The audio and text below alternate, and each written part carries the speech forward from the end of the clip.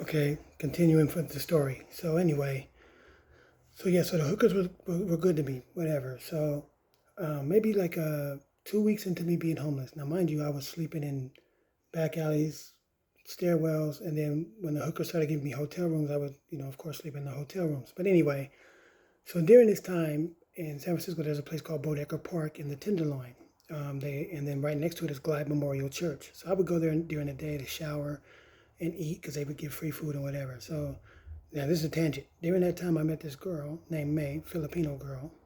For some reason, she liked me, so I started hanging out with her. But she knew I was homeless and everything. So she would tell me, "Hey, if you wait till it's late, you can come to my house." She said, "But you have to climb up this fucking water pipe thing." So I was like, "Okay, whatever." So I would go to her house. So I would go to her house. I'd sleep with her in her room. And the crazy part is, in the morning, like 5 in the morning, her mom would come in her room to get her clothes to go to work, right? So one day, we in there sleep. I'm knocked the fuck out, and for some reason, her mom noticed me. So her mom starts screaming. I wake up. She wakes up. Now, mind you, she has two brothers, and her brothers like me. They didn't even trip. They was like cool with me. But so her mom starts screaming to snap. I jump up. I'm like, oh shit. So I start looking for my shoes and my pants because I'm in my boxers. So I'm looking for my pants. The mom leaves the room. When the mom leaves the room, like 2 seconds later, her dad comes in. He like me, boxers only. So they screaming at me in Filipino. I don't know what the fuck. May is fucking screaming back at her parents, whatever. I'm like, oh. So I'm trying to get dressed to get out of there. So Pops, he's looking at me, yelling at me. Now mind you, I'm like 17, and he was older. She had older parents. He probably was like 45 maybe at that time, I guess. So anyway, what ended up happening is he starts yelling. So he leaves the room. Now I'm panicked, but when he leaves the room, I kind of calm down, right? So I find my pants. I put my pants on. I can't find my shirt. Can't find my shoes, right? So I'm still looking. He comes back in the room, and he rushed me. So now we tussling, right? But now, mind you, I got a YA mentality, that juvenile hall shit, and I come from a gang background. So I two-piece him, right? When I two-piece him, it knock him down, right? The nigga popped back up like a spring, though. He like, boop. So when he popped back up, I grab him, and it was weird. I seen this red and blue thing in his hand, and I remember all of a sudden it popped in my head for some reason. I was like, oh, that's dog mace. And I watched his hand in slow motion raise up, and he sprayed me in my face, fucked me up, right? So when he sprayed me, now I'm trying to hockey fight him. I got one hand on his arm, and the other hand I'm popping his ass, right? Weird part is, his sons didn't even do nothing. They just like watching. So anyway, so I'm fucking this dude up, and I hear May like, stop hitting my dad. So I'm like, oh, so I push him. I'm doing the blinking thing. So, close your eyes, just stop burning, open your eyes so you can see, close your eyes. I find my shoes, find my shirt, and I go out of her room, and the stairs are like right next to her room. So I go down the stairs, and I'm gonna tell you, when I opened the door to get out of her house, I walked right into the arms of San Francisco PD. And the first thing they did to me was punch me in my face, slam me on the ground, put a knee in my back. And they were screaming at me, oh, you want to break into people's houses? So they kind of kicking my ass on the sidewalk. And then she comes down, her brothers come down. She tells the police, no, no, no, no. That's my boyfriend. My parents just found him in the house. Blah, blah, blah. And I'm telling the police, oh, he makes me. So the police let me up, take the handcuffs off me, and they tell me, get the fuck out of here. We see you over here again and all this other shit, right? So I'm like, fuck, man. So I'm walking down the street with mace on my face, right? They didn't call an ambulance, none of that shit. Walking down the street, thinking to myself, like, God damn it, I'm homeless again. Like, I got nowhere to go again. So spent that whole fucking day wandering around. Ended up going to Glide Memorial Church, and then continued with my homelessness, right? But anyway, quick tangent during that time. So anyway, back to the blade. So I'm back on the hostel, walking around, looking at the hookers, doing what I do, trying to hustle, whatever, right? It was crazy because some hookers would actually give me money, and by that time I knew better. I knew that they get their ass whooped behind that shit. But anyway, so check this shit out.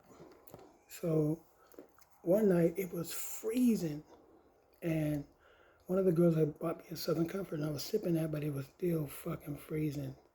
And I walked past this pool hall. So I'm like, fuck it, I'm gonna go in the pool hall. And I was already thinking they probably gonna kick me out because I'm underage. But I go in there, they don't say shit. They just like, whatever. So I walk up in that motherfucker, right? I'm walking around, looking at people playing pool and shit. And I see this dude, I'll never forget, he was in an all red velour tracksuit. And it had the triangle with the chicken, Leacock Sport or something like that. Right? Then they got the gold gazelles and the jewels and shit. So I'm like, okay. And then he had this big ass black nigga that looked like Mr. Clean, but he was black. Well, he dark skinned dude.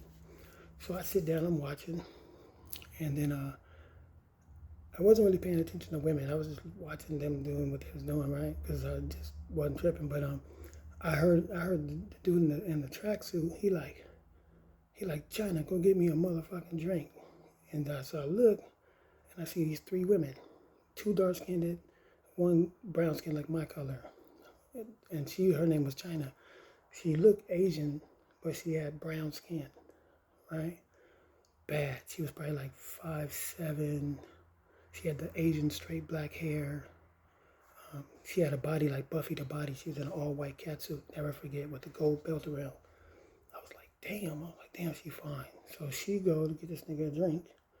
Come back, they sit down. Now I'm like straight across, like the pool table in between us. But I'm straight across. So now I'm paying attention, I'm looking. I'm like, damn. So I'm looking, and I wasn't savvy enough to do it, like hide and do it. I'm just looking at her, right? Reckless eyeballing this girl. So she looked back, she seen me look at her. First she ignored me. So I was like, whatever. So anyway, I looked long enough to where she made a face, like a funny face. So I started laughing, right? So I'm laughing.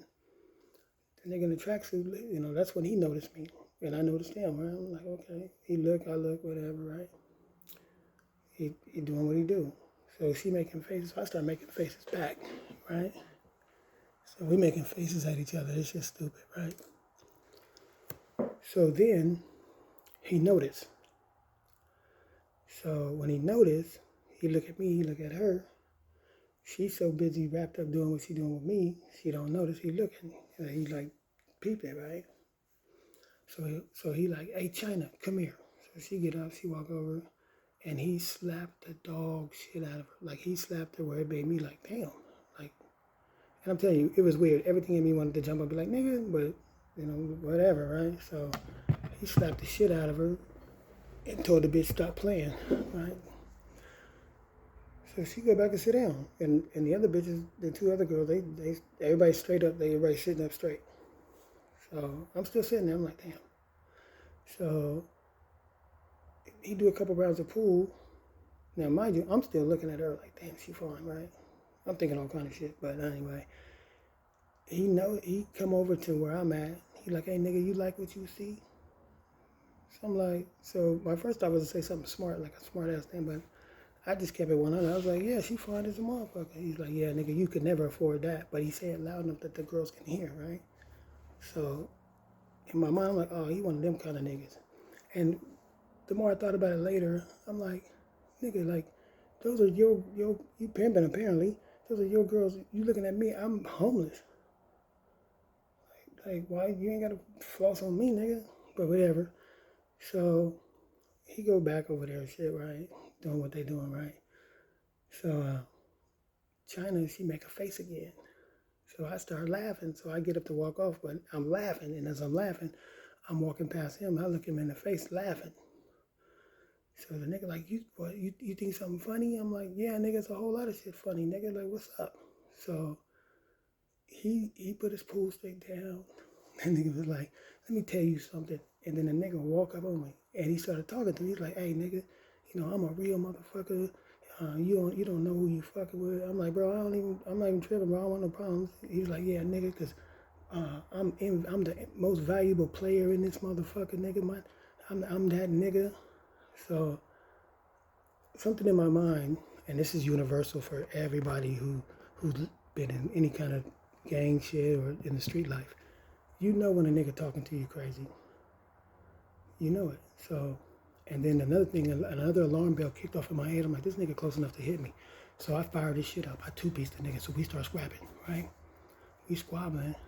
And I started to get the best of this nigga, right? Knocked his gazelles off his fucking head and shit, right? His little perm flopping and shit, right? And his bodyguard, the other nigga, grabbed me. He grabbed me and yoked me up. So and then I'm thinking, this nigga about to mollywop me with this shit. But no, when the pimp nigga run up to do something more to me, he turned me away and he's like, hey MVP, come on, stall him out, man. He even said he's a kid, bro, stall him out. What's wrong with you? So that happened. So instead of leaving, I went back and just sat down and was just like there, like this, thinking to myself, this is crazy. And then also thinking like, man, I need to pick up one of these pool sticks or something and get this nigga. But then I was like, fuck it. So I took a little sip of my Southern Comfort, stuck it back in my pocket, got up, and I went to the bathroom. And when I came out, I seen them niggas leaving and the girls leaving. So I went outside too, right? Not to cause a problem, I just went outside. So I seen these niggas about to get in a money green Benz with the gold accent. So it was like candy apple green with the gold handles and all that shit. That's a Bay Area thing. But anyway, so the bodyguard, right? We're gonna find out this nigga name is T-Roll. He's like, hey bro, come here. I was like, what's up? You know, kind of keeping it distance. He's like, nah, come here. So I walk over. I'm like, what's that? And he's like, you want to make some money? I'm like, hell yeah, because I'm broke and it's terrible. He's like, all right, meet us here tomorrow, and we'll get a job for you, and whatever. So I do. The next day, I'm there. They pop up. China's not with them. It's just the two other chicks. So T-Roll like, look, bro, watch these girls. You know, if they need some help or whatever, help them out. You know, just watch them work and watch their back. And he said, look, I'm gonna give you my pager number. So if anything ever happens, you can page me. I was like, okay, no problem. So that was my little first hustle. But when I tell you what happened next, it's gonna blow your mind. Bye.